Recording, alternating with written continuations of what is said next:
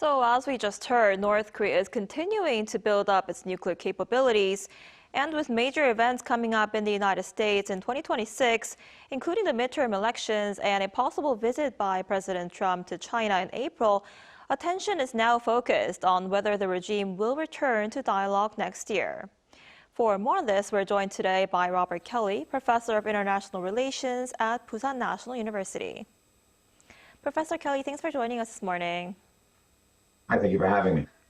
So looking back at Trump's first term, and as we head into 2026, what should we expect when it comes to Washington's relationship with North Korea? Do you see any chance of renewed dialogue between Trump and Kim Jong-un in the coming year? I really don't. I think Donald Trump is primarily interested in diplomacy to the extent that it sort of accentuates his domestic power and influence in the United States. He's in search of prestige. I think it's pretty clear, for example, that Donald Trump wants to win a Nobel Prize. And that's driving a lot of his interest in his peacemaking initiatives in Ukraine, for example. And there's not really much to be gotten from North Korea. That is to say that I don't really think that Trump is particularly interested in substantive issues on the Korean Peninsula. I really think that the freelancing that he did here, he's sort of seeing the old pictures from 2018. That was really driven by Trump's own personal desire for sort of acclaim and media coverage and the rest of it. And that didn't work back in 2018. Trump got a great deal of criticism at the time. Right? Nothing really came of it. North Korea didn't really give up on anything, didn't really move on anything. They made no major concessions. And so I don't think Trump really wants to go back into that unless he thinks that the North Koreans are really willing to come to the table. And it just doesn't look like they are. The North Koreans are now in a tighter embrace of China and Russia because of the Ukraine war. They're sort of, I'm not sure it's quite an alliance, but people are talking about it sort of an axis or something like that.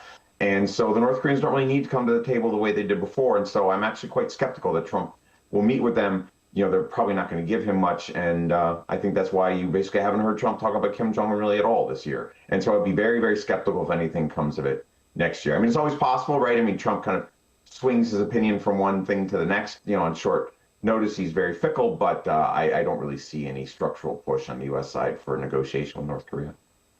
I see. Like you just mentioned, compared to his first term, President Trump has been talking much less about North Korea.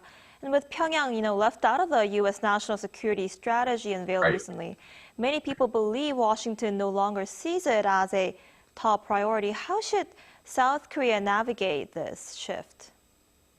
Yeah, I think South Korea is really kind of increasingly on its own here. I think the alliance will stay in place, right? I'm not sure that Donald Trump himself likes the alliance much.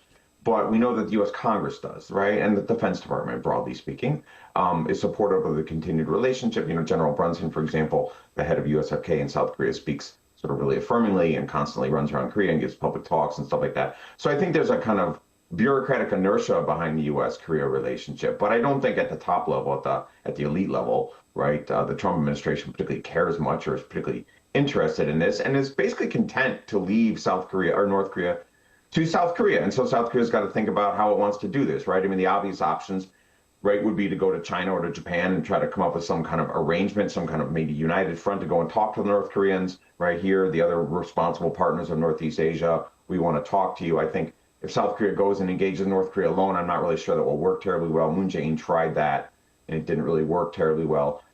So my sense is that the South Koreans are really kind of in a period of sort of searching for a new approach. The Americans aren't really going to be involved very much, and so South Korea's got to either do it on its own or sort of start talking to regional partners. But the Americans are kind of checked out, and I would imagine that will be the case as long as Donald Trump is president. I see. And while that's happening, North Korea says it tested cruise missiles over the weekend. And after that, reported that Kim Jong-un inspected a factory producing multiple rocket launchers. How advanced is North Korea's nuclear program at this point? Yeah, pretty advanced. I think the nuclear weapons are basically in place. That is to say, the North Koreans almost certainly have a large nuclear weapon of at least 150 kilotons in yield, and that's been around since 2017. The real trick, I think, for the North Koreans now is developing a missile capacity. That is, they need some kind of vehicle to actually deliver a nuclear weapon to a target. That's been tricky for North Korea in part because North Korea is contained geographically. It's sort of surrounded by a lot of other countries. So missile launches are tricky for the North. But they're working on it, right? Again, as your imagery is showing right here, the North Koreans are relentlessly testing, right? We know that they can probably reach North America, right? And they can almost certainly reach local targets. And so they're just continuing regional targets. And so they're continuing to develop the program, right? I mean, the North Koreans keep saying to us in the media, we're not stopping. The program is marching relentlessly forward. I think we should gamble with the North Koreans having the ability to basically strike any target within, I don't know, 8,000 miles with a sizable nuclear weapon.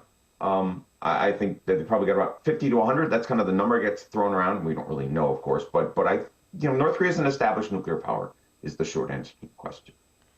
I see. And last week, it also released new images of what it says it's their first nuclear-powered submarine. What's your take on this, and what message do you think they're trying to send to South Korea and the United States? So the big advantage, assuming that means a nuclear engine, right? The big advantage of a nuclear-powered submarine is that it's quiet, and that's what the North Koreans want, right? They would like to be able to put nuclear weapons, missiles on submarines because they're much more defensible, they're much more survivable, right? North Korea itself, geographically, that's territorial space is relatively limited, right? And so the U.S. and South Korea, and possibly Japan, could strike those targets with greater ease than a submarine under sea. And so the North Koreans want to put nuclear weapons on submarines. Most other nuclear powers try to do the same thing. And a nuclear-powered submarine, that is to say a more quiet submarine than a traditional diesel engine, would be ideal. North Korea's current submarine fleet, we believe, is fairly slow and old and loud, right? And so to the extent that you have a nuclear engine that's quiet, a North Korean nuclear submarine would be much harder to find, and that would improve its nuclear deterrent capacity. Right. All right, Professor Kelly, I'm afraid that's all the time we have for today. Thank you so much for your insight. We appreciate it. Thank you for having me.